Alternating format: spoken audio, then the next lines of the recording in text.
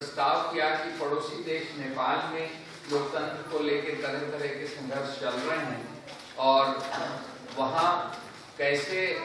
एक लोक भागीदारी वाला राजतंत्र बने, इसमें मदद मिलेगी अगर विश्व सामाजिक मंच का मेला जो है, आयोजन जो है वो वहाँ पर हो। वहाँ नेपाल के साथ भी उस बैठक में भी आए थे, पहली बैठक में उन्होंने कहा कि हमारे देश में कोई बड़ी राजनीतिक दुर्घटना नहीं तो हम करना चाहेंगे, लेकिन ऐसा हुआ कि वहाँ हो गई दुर्घटना। राजा ने चुनी हुई सरकार देवबा प्रधानमंत्री थे, उनको हटा दिया और फिर अपने यहाँ हिंदुस्तान में पहला आयोजन एशिया सोशल फोरम का हुआ जनवरी 2003। फरवरी 2002 में आपको ध्यान होगा गुजरात में बड़े पैमाने पे ट्रेन हादसे के बाद बड़े पैमाने पर मुसलमानों की हत्याएं की गई थी। लगभग एक तरफा जैसा वो आलम लगता था और उसके बाद देश में काफी आंदोलन समूहों में मिलतों में एक तरह की उदासी जैसी थी। तो वो एक बड़ा जमावड़ा था, 15-20 हजार लोग थे, अधिकांश हिंदुस्तानी थे लेकिन एशिया के तमाम लोगों से आए थे और विश्व सामाजिक मंच के जो संस्थापक प्रेरक टीम थी उसके भी कई लोग आए। वो एक तरह का दोबारा से अपने आंदोलन समूहों के खड़े होने का मील के पत्थर के तौर पर माना गया। और उसके बाद अगला जो सम्मेलन है वो बम्बई में हुआ जनवरी 2004। तब तक एनडीए की सरकार थी। होने से पहले ही जब विश्व सामाजिक मंच पोर्टो अलेग्रे में जब बात हो रही थी तो मुझे ध्यान है प्रभात जोशी उसके लिए बहुत उत्साहित थे। हिंदुस्तान में जैसे इन्होंने सुरेंद्र मोहन जी के बारे में बताया, मुंदई के संदर्भ में सुरेंद्र मोहन जी तमाम आंदोलनों के लिए उनका यही रवैया रहता था। तो दो बड़े नाम जो कहे जा सकते हैं विश्व सामाजिक आंदोलन के लिए जिन्होंने अपनी साख का इस्तेमाल सब लोगों को इकट्ठा करने में किया, ये दोनों लोग थे, प्रभात जोशी और सुरेंद्र मोहन। और शुरुआती दौर में वर्णा राय, रेखा पाटकर, इन लोगों की भी महती भूमिका थी। 2004 में जो हुआ उसमें आपको ध्यान ही होगा कि डॉक्टर सुनीलम के नेतृत्व में 5000 किसान करीब वहाँ आए थे और उसमें 1,30,000 लोग एक समय में रहते थे। 80,000 लोग पूरे समय के लिए डेलीगेट बने थे और 50,000 लोग जो है रोज डेलीगेट बनते थे। वो 500 दिन के लिए जो नहीं आए थे वो उस तरह के लोग। तो इसका मतलब है कि 1,30,000 से ज़्यादा लोग आए होंगे जो एक ही दिन के लिए आए, अगर उनको भी उसमें इस तरह से शामिल किया जाए।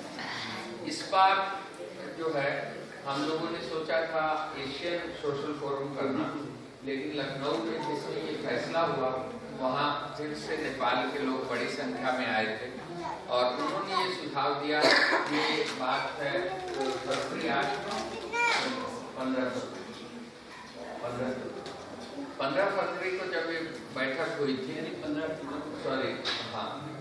15 अक्टूबर को बैठक हुई और उसमें 15-16 लोग थे नेपाल के। तो उन्होंने ये सुझाव दिया कि अब ये समय नहीं है, अगर अपने को ये करना है फरवरी मार्च में तो इसको सिर्फ दक्षिण एशिया के ही नाम पर किया जाए। तो फिर हम लोगों ने कहा कि अगर लखनऊ में करना है तो के लोग अलग से बैठे और देश के तमिलनाडु से, उड़ीसा से, मध्य प्रदेश से, राजस्थान से लोग आए। तो उन्होंने अलग से बैठ के तय किया कि वो उस सम्मेलन को करेंगे। तो तब ये सुझाव आया सदन में NAPM की उस बैठक में आए हुए काफी लोग थे, एकता, चित्रा जी, डॉक्टर साहब, रवि, ये सब लोग थे उसमें। विरोध जी भी थे, भानु भी थी। कहाँ पे? ठीक है, कहाँ? लखनऊ में। तो ये सब लोग थे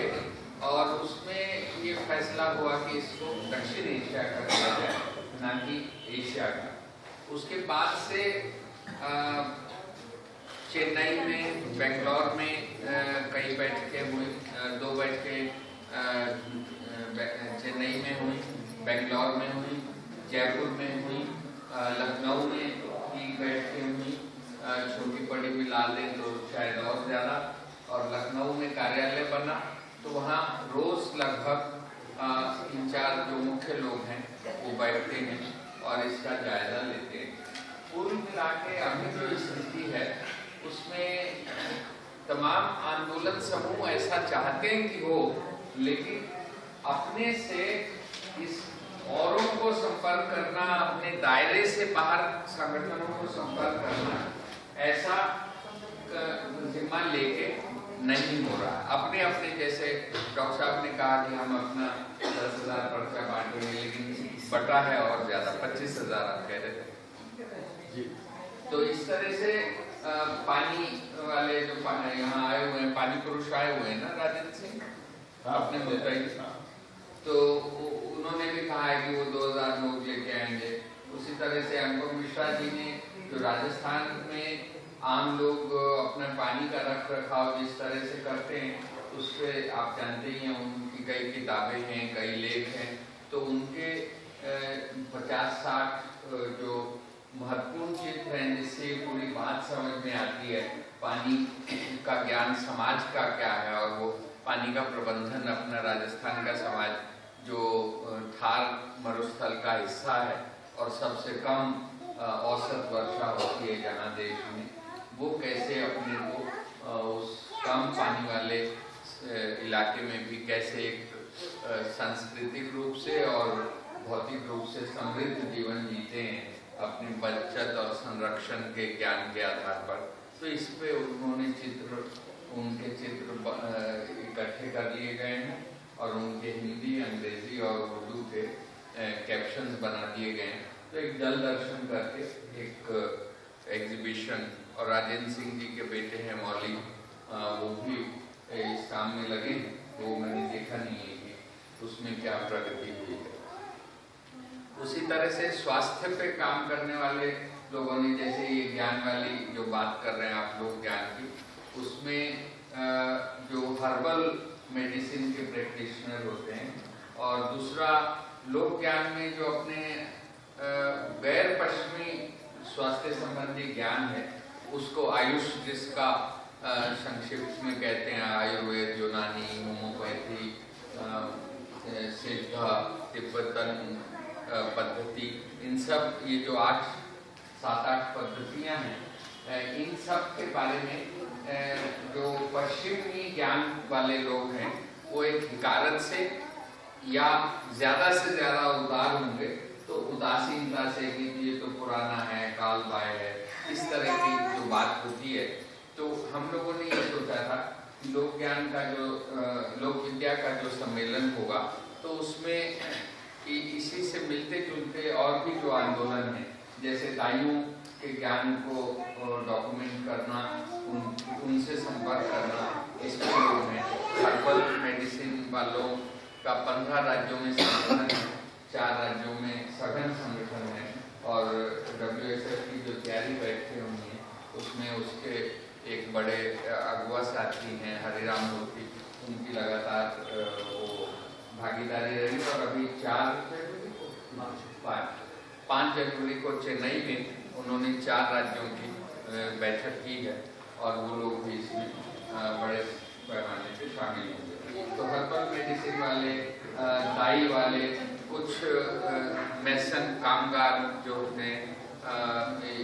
भवन विद्या वाले, तो इस तरह के लोगों में काफी नए ढंग से एक संपर्क हुआ है। तो लोक विद्या के लोग यहाँ छोटी बड़ी संख्या में हैं, तो इसलिए मैं चाहूँगा कि इस पे हम लोग कोशिश करके, जैसे मछुआरों का ज्ञान, मछुआरों की आज की क्या समस्याएं हैं, बुनकरों की क्या समस्याएं, तो ज्ञान के साथ साथ अभी के समय में उनको क्या क्या चुनौतियों का, जैसे आपने 5 सूत्री मांग पत्र बनाया है, तो इसके साथ साथ वो मांग पत्र पूरा होने में क्या क्या बाधाएं हैं, मानसिक स्तर पे लोगों के सोच के कारण क्या बाधाएं हैं, हमारा अर्थतंत्र जिस तरह से काम करता है उसमें क्या बाधा है, विश्व व्यापार व्यवस्था को जो लोग अध्ययन करते हैं वो विश्व व्यापार के कानून कैसे हैं, उनके कारण क्या क्या बाधाएं हैं। तो इन चीजों पर भी एक तो उनके ज्ञान के बारे में हम लोग सुने और उनके ज्ञान के बारे में, जैसे अभी जबर सिंह जी ने कहा कि इस तरह से सबसे नीचे की सीढ़ी पे जो भी वाद्य यंत्र बनाते हैं उत्तराखंड में, ढोलक के अलावा भी वो सब समाज में कैसे नीचे की सीढ़ी पे होते हैं। तो खाना वो बनाएंगे शादी में बारात में, लेकिन खाने के लिए उनको नहीं मिलता। कुत्ता जब खा रहा होता है तो उसी के आसपास ही जो है, अगर किसी को याद आ जाए तो फिर उसको खाना मिलेगा, नहीं तो अपने से ले ले तो ठीक है। तो ये स्थिति कोई किताबों की या स्मृति की बात नहीं कर रहा, ये अभी हाल तक गाँवों में ऐसा ही होता है, होता चला आ रहा है। तो ये जो हमारे लोक ज्ञान के अलग अलग केंद्र हैं, उनकी सामाजिक परिस्थिति, हम बात कर रहे हैं बराबरी की, तो उनको IIT जैसा मिलना चाहिए, उनको जो भी बड़े से बड़े संस्थान में जो मिलता है वो मिलना चाहिए पैसे के हिसाब से। पैसा और सामाजिक प्रतिष्ठा दोनों महत्वपूर्ण है और आज कितनी मिल रही है इसके संदर्भ को आपस में बात करनी होगी। और ये बात उनकी जबानी से हम लोग सुनेंगे तो उसका एक शायद उससे सामाजिक संकल्प, उससे जूझने का, जो जिन मान्यताओं के कारण हम उस तरह के काम करने वालों के प्रति और उस काम के प्रति अश्रद्धा, असम्मान, तिरस्कार का भाव रखते हैं, उनके नीचा होने का भाव रखते हैं, तो उसके लिए भी एक सांस्कृतिक हमारे में एक समझ बनी। वो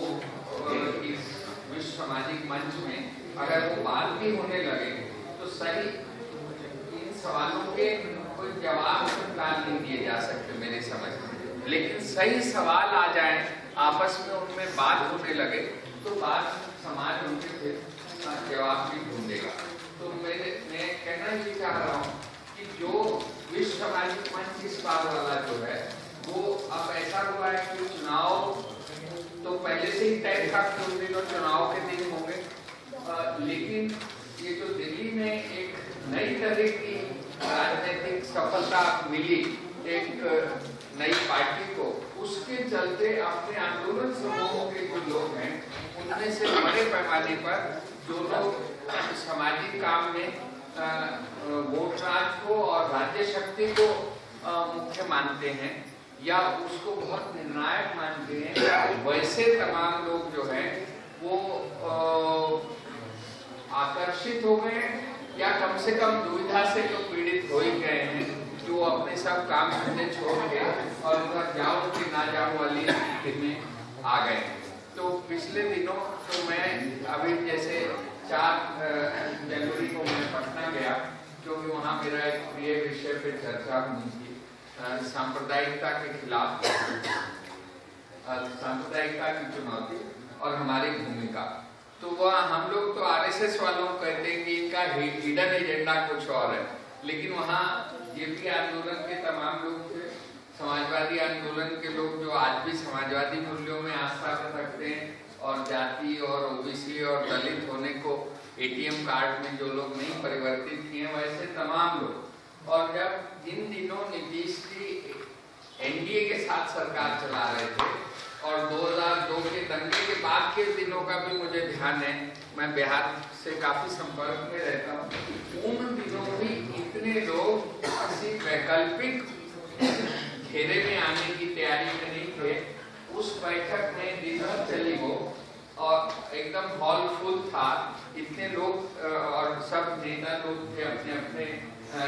ब्लॉक्स के और अपने जिलों के और राज्य स्तरीय नेता थे, और उन्होंने उस मुद्दे पे बात ही नहीं की। सब बात ये हो रही थी कि आप जो है वो कैसे नरेंद्र मोदी को रोकने का हथियार बन सक रहा है या बन रहा है। तो ये एक तरह की सुनामी आई हुई है जिसमें मुद्दों पे लोग बात ना करके आपके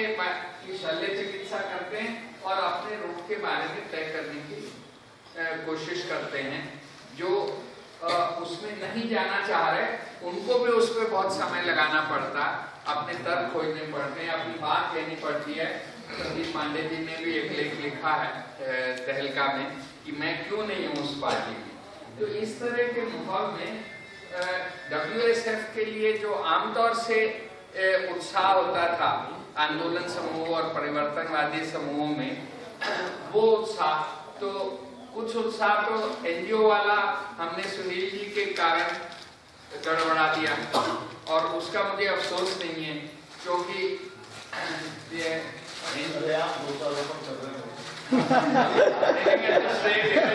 मेरी राय थी इसलिए मैंने उसको सहमति दी। मेरी नहीं, सब लोगों ने सहर्ष स्वीकार किया और मुझे लगता है कि चाहे उसमें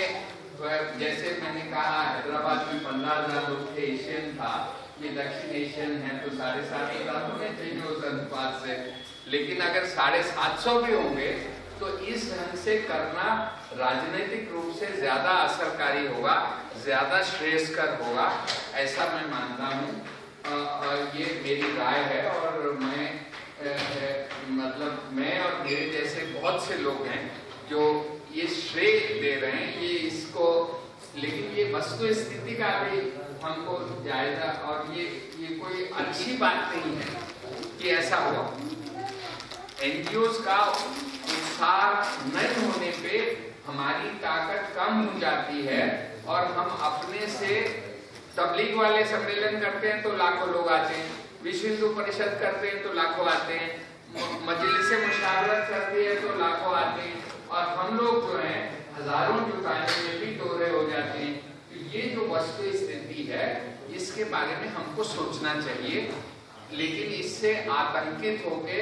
या निराश होके इस फैसले को बदलना नहीं चाहिए। जैसा मैं कह रहा हूँ कि NGO वाले आएंगे, अपना पैसा भी लाएंगे, हमारे भी आयोजनों में मदद करेंगे, लेकिन सचिवालय जो 2 छोटे फैसले हैं, ये कोई बहुत बड़े फैसले नहीं है, बहुत क्रांति वाले फैसले नहीं है कि हम अपने दफ्तर जो हैं वो अपने दोस्तों के अपने पैसे से चलाएंगे। ये फैसलों पे हम कायम रहें, चाहे सम्मेलन हो या ना हो, मतलब संख्या के हिसाब से कह रहा हूँ, होना तो है। तो मैं आपको संदर्भ जो बता रहा हूँ वो ये कि ये आपका जो सफलता मिली है उसके चक्कर में सब लोग अपने ऊहापोह में और उस सब में लगे हैं। तो इसलिए आप ये ना अपेक्षा कीजिएगा, जैसे पिछली बार जब हुआ था बम्बई वाला, तो हम सब लोग एक मोबिलाइजेशन टीम थी, वो जगह जगह दौरे करती थी, मीटिंगें कराती थी, और अभी हम लोगों ने सब जगह ठीक से खबर भी नहीं की है। वेबसाइट भी इसकी जिन लोगों ने जिम्मा लिया था वो CPM और कुछ और प्रवीण कायस्थ हैं CPM के लोक विज्ञान आंदोलन के, और दूसरी स्वास्थ्य आंदोलन की जया वेलंकर, तो जया वेलंकर की अस्वस्थ हो गई, उनके पारिवारिक संकट हो गया, प्रवीण जी अनुत्साहित हो गए, अपने प्रोफेशनल काम में फंस गए। तो वेबसाइट भी हमारी जो बनी है अभी बहुत बेसिक सी बनी है। तो तैयारी के हिसाब से जो आमतौर से प्रोफेशनल सोशल वर्कर जब लगते हैं तो वैसी जब तैयारी होती है वैसी तैयारी इस बार नहीं है। तो ये अपने आप में कोई नकारात्मक बात नहीं है, क्योंकि उससे एक तरह का नकली सफलता होती है। वो हमारी जो वास्तविक ताकत है वो उसके बारे में हम लोगों को एक गलतफहमी पैदा होती है। तो मेरा ये कहना है कि इस बार हम लोग इसको नए ढंग से करें और ऐसे सवाल जो केंद्रीय, जैसे लोक विद्या आंदोलन तो पिछले 3 में हिस्सा ले रहा है सुनील जी, लगातार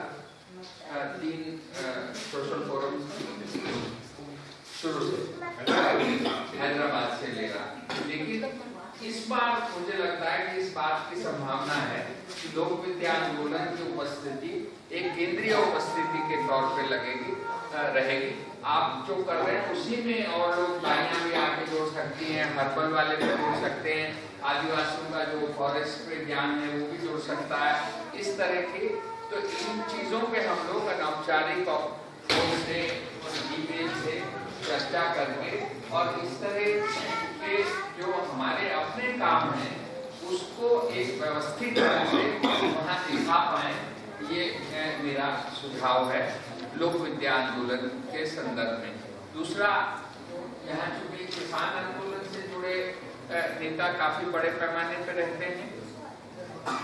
तो किसान आंदोलन में जो अपने छोटे किसान हैं उनकी समस्याओं के बारे में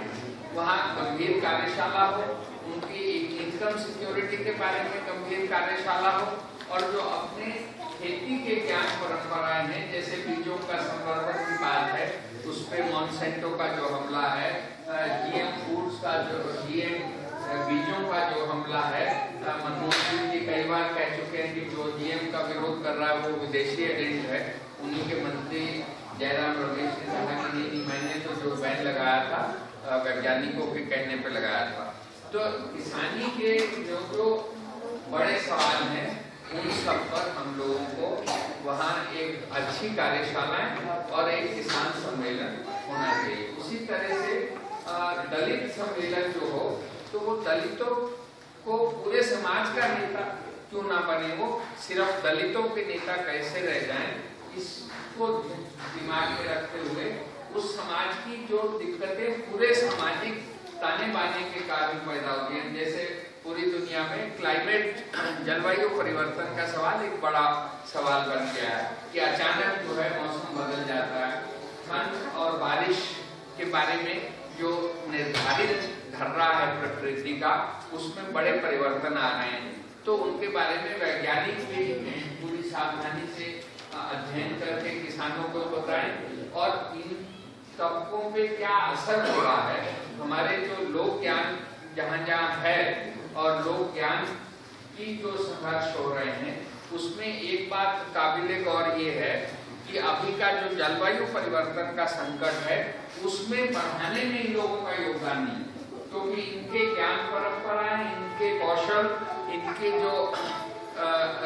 हुनर है उस सब में ऊर्जा का प्रयोग नगण्य है या बहुत कम है या नहीं है, और उससे ऊर्जा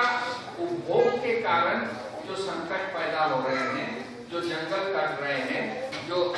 बड़े बांध बनाए जा रहे हैं, उसमें लोक ज्ञान का जो बहुसंख्यक तबका है उनके कारण वो नहीं पैदा हो रहा। तो ये बात छोटे किसानों पे भी लागू होती है। हमारे छोटी जोत जो है वो करीब 60-65% असिंचित इलाके में है, और असिंचित इलाके में फर्टिलाइजर का इस्तेमाल नहीं होता, पेस्टिसाइड का उतना इस्तेमाल नहीं होता। इसका मतलब है कि उसमें भी ऊर्जा का उपयोग कम होता है। उसी तरह से किसानी में एक बड़ा समस्या पंजाब में जमीन का खराब होना, उसका दलदलीकरण और उसका लवणीकरण, उसमें नमक बढ़ जाना, ये बड़े पैमाने पर हुआ है। और पेस्टिसाइड के इस्तेमाल के कारण वहाँ कैंसर बहुत बड़े पैमाने पे हो रहा है। यहाँ तक कि वहाँ भटिंडा के इलाके में, दोआब का जो इलाका है वहाँ पर जो पेस्टिसाइड ज्यादा इस्तेमाल होते हैं उसके चलते वो लोग, रेलवे का एक बड़ा अस्पताल है, एक केंद्रीय अस्पताल बीकानेर, तो भटिंडा से राजस्थान का एक बड़ा शहर है बीकानेर, वहाँ से जो सीधी गाड़ी चलती है उसमें सैकड़ों की तादाद में कैंसर के मरीज जाते हैं उस अस्पताल में जाने के लिए। तो उस गाड़ी का नाम पड़ गया है कैंसर एक्सप्रेस ट्रेन। तो मेरा ये कहना है कि अपना जो सम्मेलन हो रहा है लखनऊ में दक्षिण एशिया का, उसमें किसानों की समस्याओं के बारे में, तमाम कारीगर समाज की समस्याओं के बारे में, दलित समाज के बारे में, उनके कौशल और ज्ञान के बारे में, उनके काम धंधों के बारे में क्या समस्याएं हैं, क्या उनके जीवन यापन के तरीके हैं, उसके प्लस और माइनस आज के समय में क्या है, वो कैसे इज्जतपूर्ण और भौतिक स्तर पे समानता समानता की जिंदगी कैसे जी सकते हैं, इन पे हम लोग व्यवस्थित ढंग से अगर कार्यशालाएं करेंगे, पानी का मैंने कहा कि एक व्यवस्थित प्रदर्शनी करेंगे, उसी तरह से एक अभियान कुछ समूह चला रहे हैं, एक राइट टू फूड है और एक है कोई भूखा न सोए। तो अपने सामुदायिक स्तर पे हम लोग कैसे कुपोषण को पहचाने और उसका सामुदायिक स्तर पे कैसे इलाज करें, इसके बारे में सोच चल रहा है। तो वो उस तरह की कार्यशालाएं हों। इसी तरह से स्वास्थ्य के बारे में किस तरह से एक तार्किक ढंग पे ये चिकित्सा पद्धति हो जो सब इसका खर्च वहन कर सकें, उसमें नैतिकता के नियमों का पालन हो। मतलब यहाँ तक भयानक कहानियां आप सुनने को मिल रही हैं कि ऑर्थोपेडिक डॉक्टर अपना इलाज करने के लिए हड्डी तोड़ के और फिर वो करते हैं। सिजेरियन ऑपरेशन जहाँ जरूरी नहीं होता वहाँ किए जाते हैं। इस तरह के तमाम इंजेक्शन की बात तो बहुत दशकों से चल रही है। तो इस तरह की तमाम तरह के अनैतिक किस्म के इलाज की चीजें, महंगा इलाज, न पहुंच सकने वाला इलाज, और जो हमारे इलाज की तमाम गैर पश्चिमी ज्ञान पद्धतियां और परंपराएं, उनके बारे में भुलाते जाना, विस्मृत करना उन्हें। तो इस तरह की चीजों पे हम लोग वहाँ लखनऊ में अभी से योजना बनाएं, अभी से अपनी ट्रेन वगैरह की बुकिंग करें, और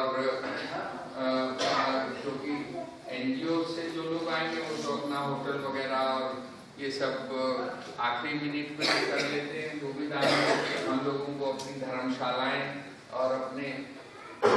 स्थान अभी से तय करने होंगे। तो इसके लिए एक तरह से WSF में ऐसे होना नहीं चाहिए कि किसी टीम को न्योता देने आना पड़े, लेकिन रवि, एकता और हम लोग जो भी इससे जुड़े हैं, और डॉक्टर सुनीलम से हमने ये आग्रह किया था कि उन्होंने कहा कि कल के बाद वो सोच के बताएंगे। 13 तारीख को नागपुर में है डॉक्टर साहब हमारे साथ। तो हमने ये आग्रह किया कि वो जब तक ये हो जाए फोरम, तब तक वो दिल्ली या लखनऊ दोनों में से किसी एक को अपना मुख्यालय मान के उसी के आधार पर देश में भ्रमण करें। यहाँ आए हुए किसान संगठनों और लोकनृत्य आंदोलन के अलावा 2 और महत्वपूर्ण संगठनों के, एक तो हरित स्वराज के लोग हैं, ज़्यादातर मैं भी उनसे जुड़ा हूँ, तो वो बात हम यहाँ नहीं करेंगे। लेकिन यहाँ राष्ट्र सेवा दल से सघन रूप से जुड़े हुए डॉक्टर साहब भी हैं, और जबर सिंह उसके पूर्णकालिक कार्यकर्ता रहे, नेता रहे, अभी भी राष्ट्रीय पदाधिकारी, जॉइंट जनरल सेक्रेटरी आप महामंत्री हैं। तो इनसे मैं आग्रह करूंगा कि राष्ट्र सेवा दल में औपचारिक रूप से पहले के सब इवेंट्स में वो शामिल रहा है, तो इसमें भी ये बड़ी ताकत से रहें। इनके जो सलाहकार हैं भाई वैद्य, उनसे इस बारे में हम मिले थे दिल्ली में जाके, और अभिजीत वगैरह जिसे डॉक्टर अभिजीत वैद्य हैं, इनके ट्रस्टी, उनसे फ़ोन पे अगर जबर सिंह जी हमारा परिचय करा देंगे तो उनसे भी हम बात कर लेंगे, डॉक्टर साहब बात कर लेंगे। तो वो हम चाहते हैं कि वो हो जाए। दूसरा एक काफ़ी ऊर्जा वाला में है यूसुफ मेहर अली युवा बिरादरी, गुड्डी उसकी राष्ट्रीय संयोजिका हैं, वो आई हैं, मुल्ताई के लोग उनसे परिचित हैं, तो वो इससे वो लगे। उसी तरह से यहाँ तमाम आंदोलन समूहों के सिंगरौली लोकहित समिति के अध्यक्ष जी, सिंगरौली में जब हम लोगों ने लोकायन के माध्यम से